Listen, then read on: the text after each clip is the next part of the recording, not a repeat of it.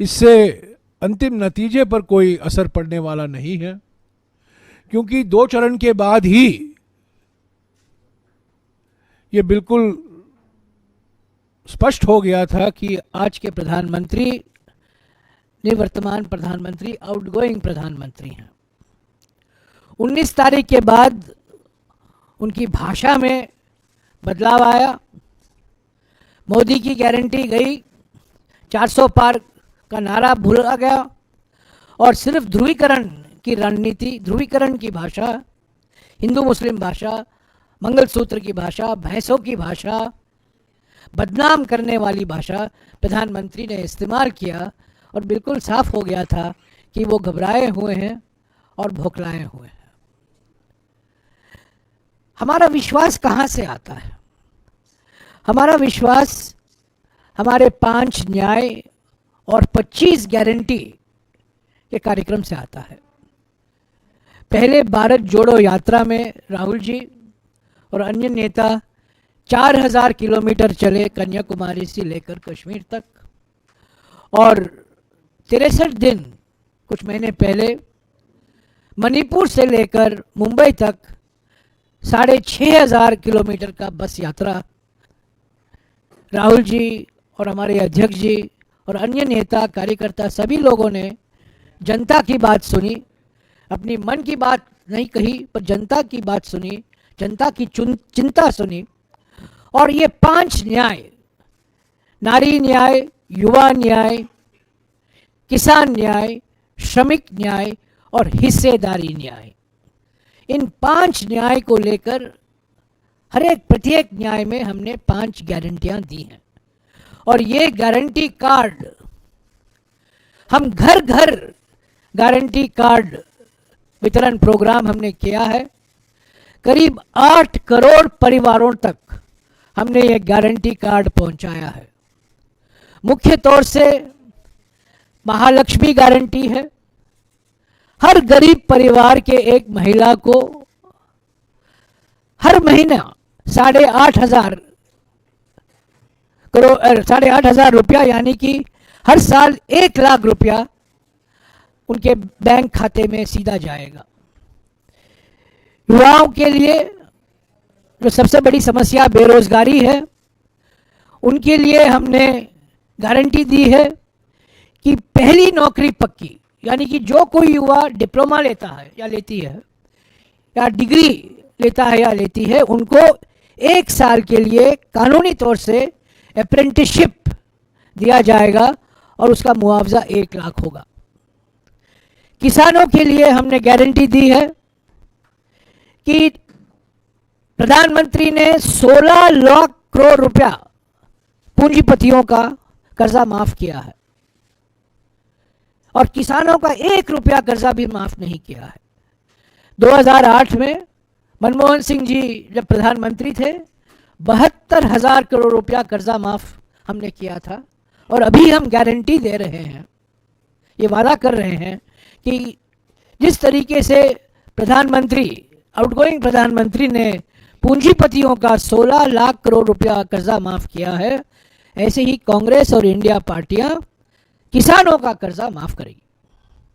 और एमएसपी को कानूनी दर्जा दिया जाएगा, यानी कि कानून के आधार पर वो तय किया जाएगा। श्रमिकों के लिए हमने ये गारंटी दी है कि मजदूरी दर 400 रुपया होगा।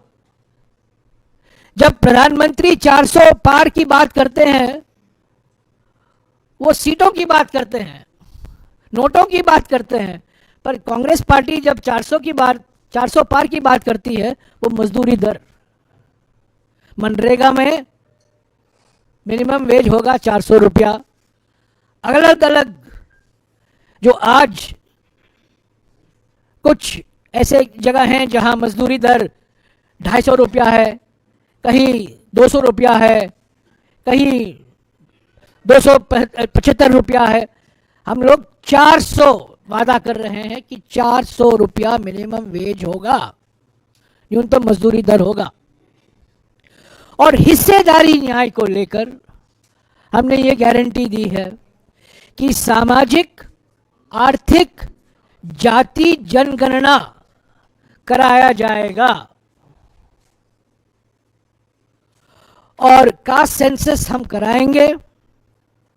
ये 2011 में करवाया गया था जब मैं खुद ग्रामीण विकास मंत्री था, पर उसके नतीजे प्रकाशित नहीं हो पाए।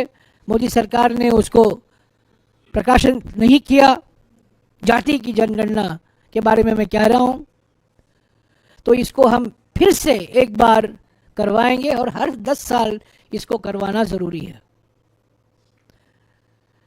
तीसरी बात जो मैं कहूँगा कि मैंने पहले ही जिक्र किया है कि प्रधानमंत्री घबराए हुए हैं, उनकी भाषा में परेशानी दिखाई दे रही है और पहले से वो एक झूठ की महामारी उन्होंने फैलाया है। रोज कुछ ना कुछ नया झूठ जनता के सामने बोलते हैं और आज भी कहा है, कल कहा है, आज सभी अखबारों में छपा है कि मैंने कभी हिंदू मुस्लिम की बात नहीं की है, मैंने कभी ध्रुवीकरण की राजनीति नहीं की है।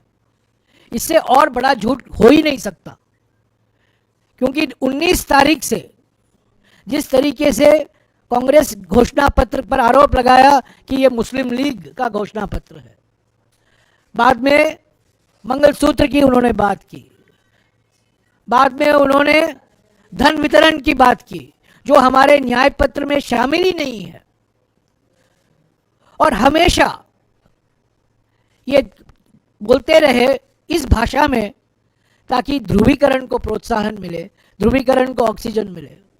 और आज कह रहे हैं कि मैं इस राजनीति में विश्वास नहीं रखता हूं। ऐसे प्रधानमंत्री पर कोई भी विश्वास नहीं रख सकता। तो मैं प्रधानमंत्री से 4 सीधे सवाल पूछना चाहता हूं जो इस चुनाव में बहुत महत्व रखते हैं। पहला सवाल यह है, राहुल जी बार बार अलग अलग राज्यों में जा रहे हैं और इस किताब को दिखा रहे हैं।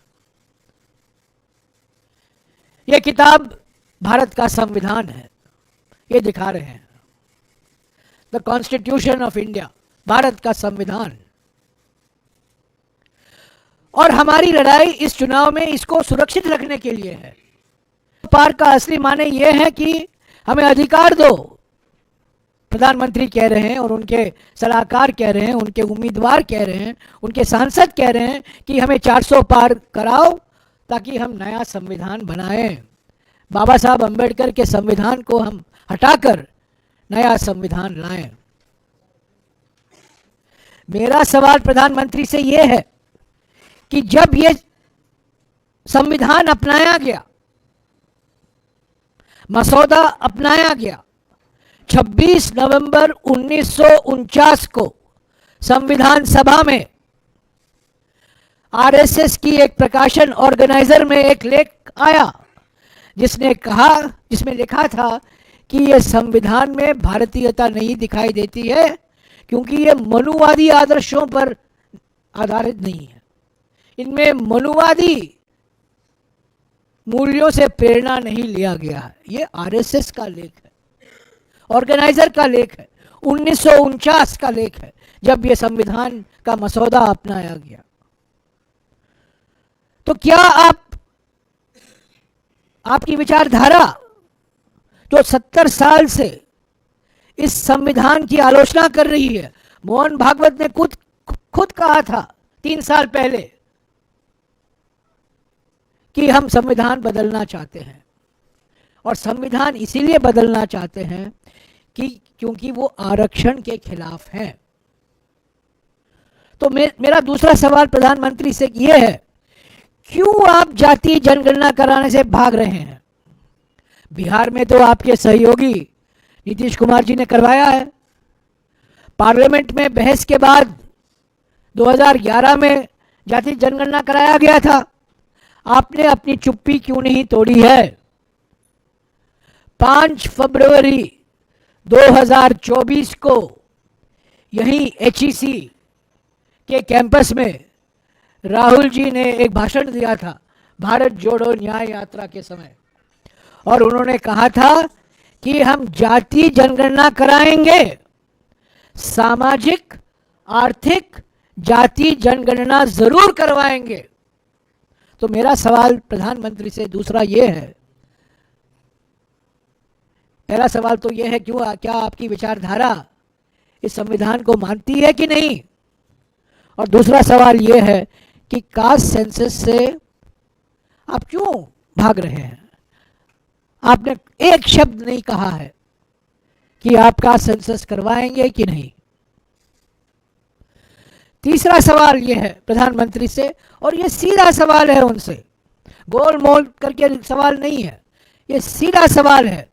1992 में सुप्रीम कोर्ट ने कहा था कि आरक्षण की सीमा अनुसूचित जाति, अनुसूचित जनजाति और पिछड़े वर्गों के लिए 50% की सीमा होना जरूरी है, यानी कि दलित, आदिवासी और ओबीसी के लिए 50% सीमा होना जरूरी है। उसी सभा में एचईसी के मैदान में राहुल जी ने कहा था कि कांग्रेस और इंडिया गठबंधन जनबंधन इस 50% सीमा को हटाएगी, उसको बढ़ाएगी। क्या प्रधानमंत्री इसके पक्ष में हैं, क्या इसके खिलाफ हैं? इस मुद्दे पर चुप क्यों हैं? क्योंकि अगर आप देखेंगे जनगणना करवाएंगे तो दलित, आदिवासी और पिछड़े वर्गों की संख्या जब गिनती होगी वो 50% से ऊपर होगा, पर पूरी हक मिलने के लिए 50% की सीमा आ जाता है रास्ते में। तो इसलिए हमने वादा किया है, हमारे गारंटी में भी हमने कहा है कि हम इस 50% सीमा को हटाएंगे, इसको बढ़ाएंगे, पर इस पर प्रधानमंत्री ने कुछ कहा नहीं है। इस संविधान में 9वीं सूची में तमिलनाडु का कानून एकमात्र कानून है जिसको इस संविधान सुरक्षित रखता है, और तमिलनाडु में आरक्षण शेड्यूल्ड कास्ट, शेड्यूल्ड ट्राइब और ओबीसी के लिए 69% है। वो 50% की सीमा का उल्लंघन है, पर क्योंकि वो कानून 9वीं सूची में शामिल किया गया था 1994 में, जब हमारी कांग्रेस के प्रधानमंत्री नरसिम्हा राव जी थे, वो उसको ये कॉन्स्टिट्यूशन, ये संविधान सुरक्षित रखता है। अलग अलग राज्यों में अगर ये 50% के ऊपर जाएगा, क्या वो कानून भी 9वीं सूची में लाएंगे? हम कह रहे हैं, कांग्रेस पार्टी गारंटी दे रही है, अगर झारखंड में ये 60% होता है या 70% होता है, वो हम 9वीं सूची में लाएंगे। संविधान की सुरक्षा उसको मिलेगा, कवच मिलेगा, संविधान का कवच मिलेगा उस कानून को। इस पर प्रधानमंत्री की कोई टिप्पणी नहीं है। और चौथा सवाल प्रधानमंत्री से यह है कि क्या यह सच नहीं है कि पिछले 10 साल में आपने सभी कानूनों में संशोधन लाया है, जो कानून बनाए गए थे आदिवासियों के लिए, दलितों के लिए सुरक्षित रखने के लिए। वन अधिकार अधिनियम 2006 को कमजोर किया गया है, वन संरक्षण कानून 1980 को कमजोर किया गया है, भूमि अधिग्रहण कानून 2013 उसको कमजोर किया गया है, ताकि आदिवासियों से जमीन जबरदस्ती लिया जा सकता है और पूंजीपतियों को दिया जा सकता है, और उसका मिसाल झारखंड में ही है। तो ये क्यों ऐसे कानून लाए गए, क्यों संशोधन लाए गए? बहुमत तो था लोकसभा में और राज्यसभा में, पूंजीपतियों के लिए इन्होंने इन कानूनों में संशोधन लाए, इनको कमजोर किया। क्या ये सच नहीं है? किस मानसिकता के कारण आपने ये संशोधन लाए? तो साथियों, अंत में मैं यही कहूंगा कि ये न केवल चुनावी मुकाबला है हमारा, पर ये विचारधारा का भी मुकाबला है।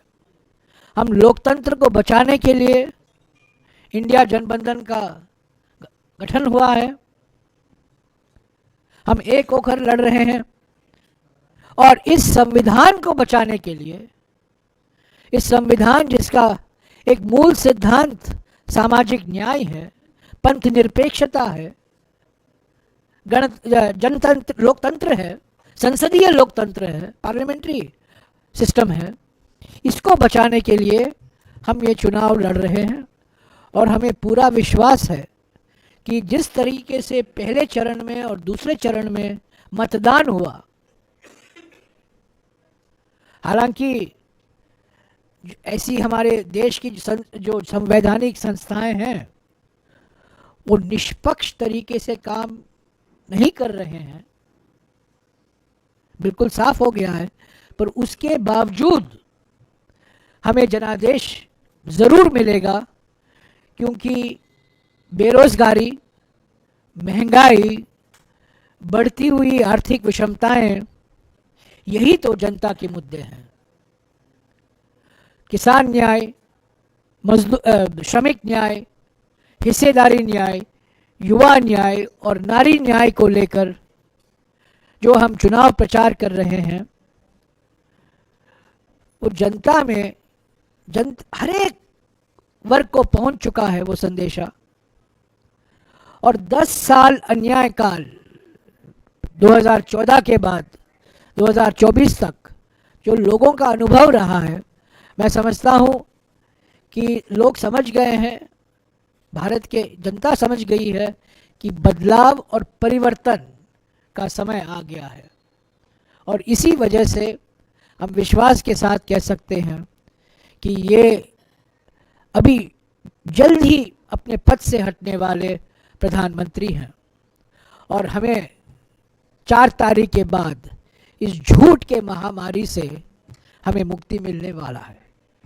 शुक्रिया। एक सवाल करके पूछेगा। कहाँ हैं आप? हाँ, सत्यजीत है। बोलिए।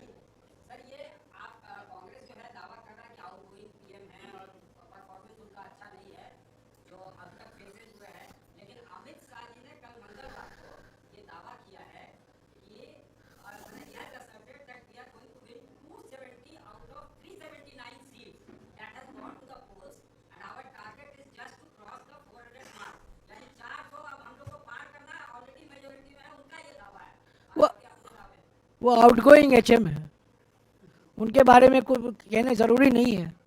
वो आउटगोइंग होम मिनिस्टर हैं। जब आउटगोइंग प्राइम मिनिस्टर तय है तो आउटगोइंग होम मिनिस्टर भी तय है। प्रधानमंत्री ने कहा है कि यूपी में कांग्रेस का खाता भी निकलेगा। क्या कहा उन्होंने? यूपी में खाता भी निकलेगा। अभी देखते जाइए यूपी में क्या होगा, इंडिया गठबंधन कैसा प्रदर्शन होगा, आप देखते जाइएगा।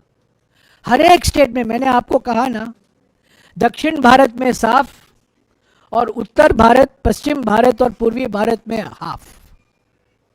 और सबसे बड़ा सबूत यह है कि प्रधानमंत्री खुद मोदी की गारंटी अपनी 56 इंच की छाती थपथपाते थे, वो उन्होंने बंद कर दिया है। मोदी की गारंटी की बात नहीं होती है, विकसित भारत की बात नहीं होती है। अभी प्रधानमंत्री की भाषा क्या है? ध्रुवीकरण की भाषा है।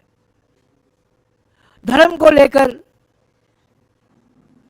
उनका भाषण होता है, जो इल्ज़ाम लगाए जाते हैं कांग्रेस पार्टी पर, उनके नेताओं पर बदनाम किया जाता है धर्म को लेकर, विकास के रिकॉर्ड पर नहीं, धार्मिक मुद्दों को लेकर प्रधानमंत्री आरोप लगा रहे हैं। तो ये बिल्कुल वो समझ गए हैं कि ज़मीनी स्तर पर कोई लहर नहीं है, लोग थक चुके हैं।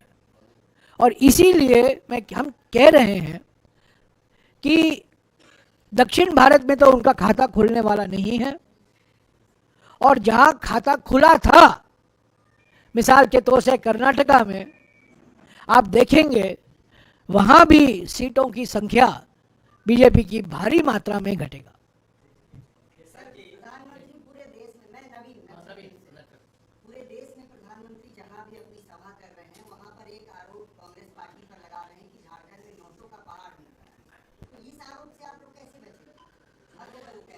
अरे प्रधानमंत्री का सबसे गंभीर आरोप अब तक ये रहा है कि टेम्पो लेकर बोरी बोरी में अडानी और अंबानी कांग्रेस पार्टी को काला धन दे रहे हैं। यही तो प्रधानमंत्री ने कहा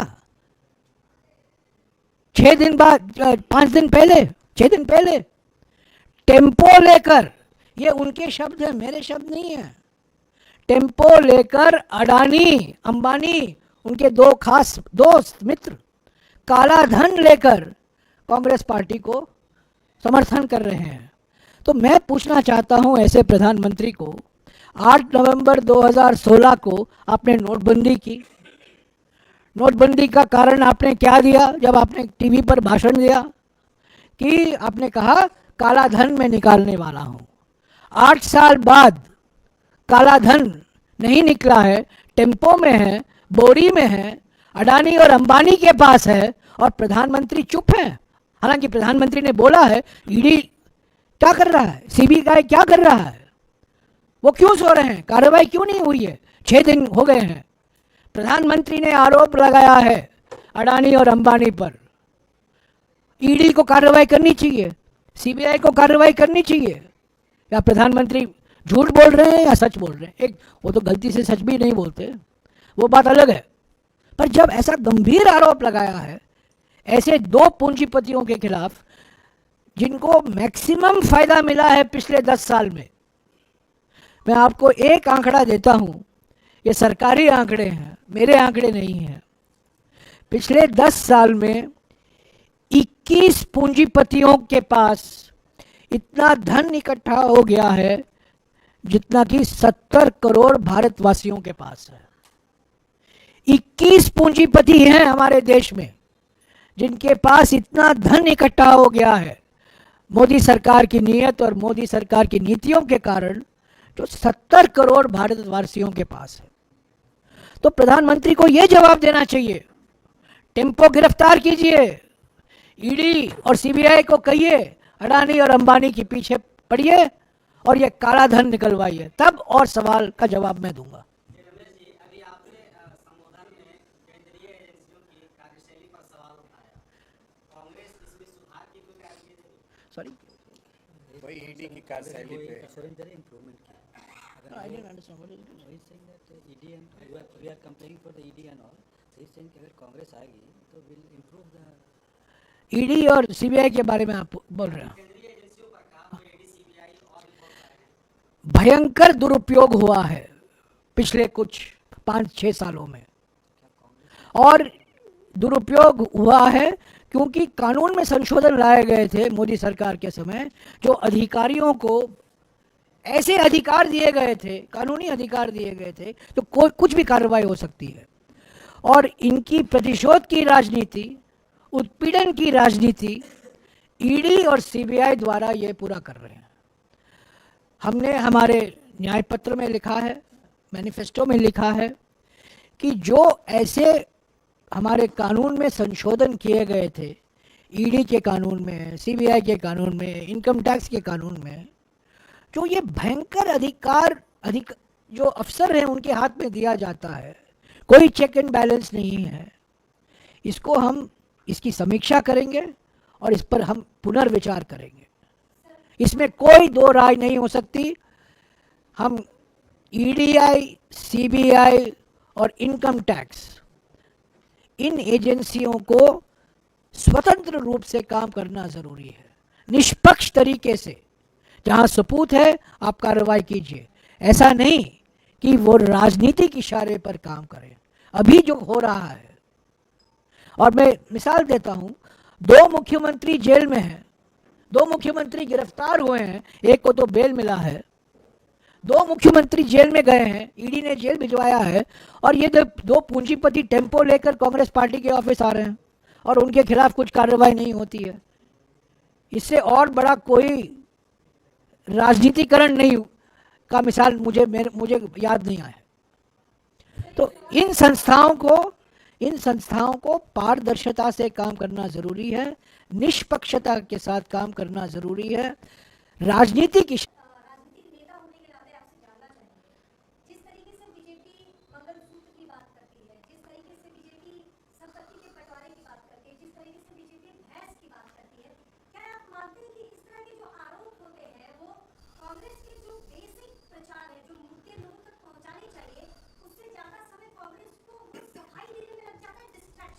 नहीं, हमारे कोई डिस्ट्रैक्शन नहीं है। हालांकि प्रधानमंत्री खूब प्रयास कर रहे हैं रोज ध्यान हटाने के लिए, पर हमारा गारंटी कार्ड वितरण जो प्रोग्राम है 8 करोड़ परिवारों तक पहुंचाना, वो चल रहा है।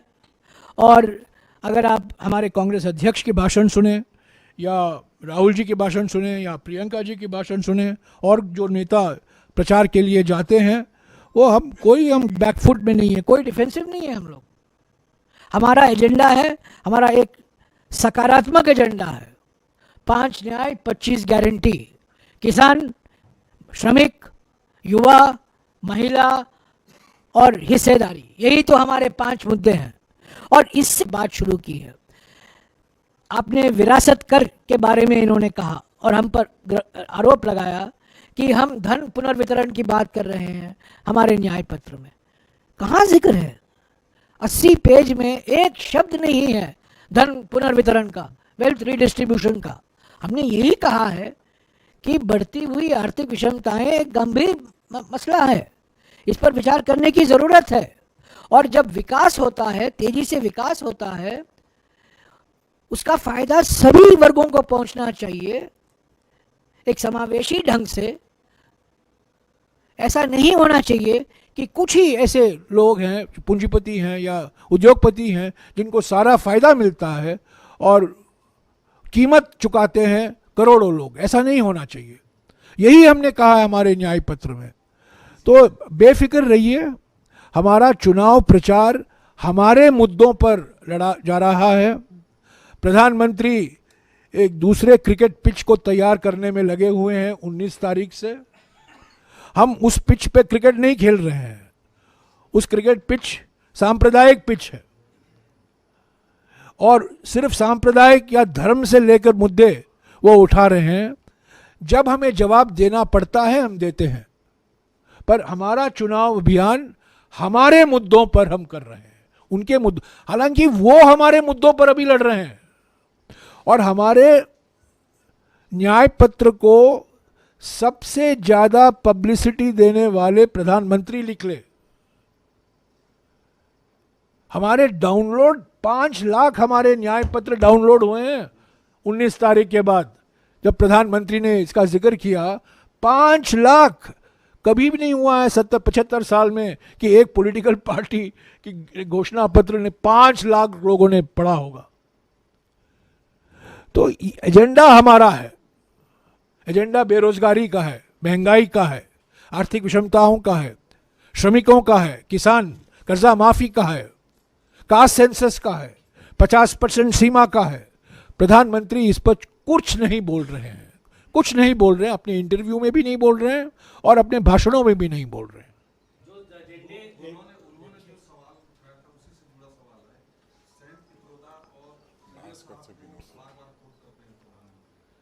सैम पिट्रोडा ने जो कहा वो उनकी व्यक्तिगत राय थी, ठीक है। वो कोई पदाधिकारी नहीं है, कोई सलाहकार नहीं है, वो कांग्रेस पार्टी की ओर से तो बोलते नहीं है। उन्होंने कुछ कहा और तोड़ मरोड़ फुड़ कर करके ध्यान हटाने के लिए ये विरासत कर की बात की। और मैंने उसी वक्त मैंने कहा था कि एस्टेट ड्यूटी हटाने वाले प्रधानमंत्री राजीव गांधी थे। जब विश्वनाथ प्रताप सिंह वित्त मंत्री थे, 16 मार्च 1985 एस्टेट ड्यूटी, वो विरासत कर ही होता है एस्टेट ड्यूटी, उसको हटाया गया। क्यों हटाया गया? वीपी सिंह ने अपने बजट के भाषण में स्पष्टीकरण दिया कि जितना हम खर्च करते हैं उस टैक्स को लेने में वो बहुत ज़्यादा है और उस टैक्स से जो हमें आमदनी मिलती है बहुत कम है, इसीलिए हम इस कर को हटा रहे हैं। तुरंत प्रधानमंत्री ने कहा इसका कारण यह है क्योंकि राजीव गांधी चाहते थे कि जो उनको विरासत में इंदिरा गांधी जी से मिला उस पर कर नहीं लगे। उसका जवाब, मुंह तोड़ जवाब प्रियंका जी ने दिया। उन्होंने ये कहा, पहले तो यह बात है कि जब वीपी सिंह ने यह घोषणा की थी 1985 में, जिन लोगों की मृत्यु मार्च 16 की 85 के बाद हुआ उन पर यह लागू होता है, उनके एस्टेट पर लागू होता है।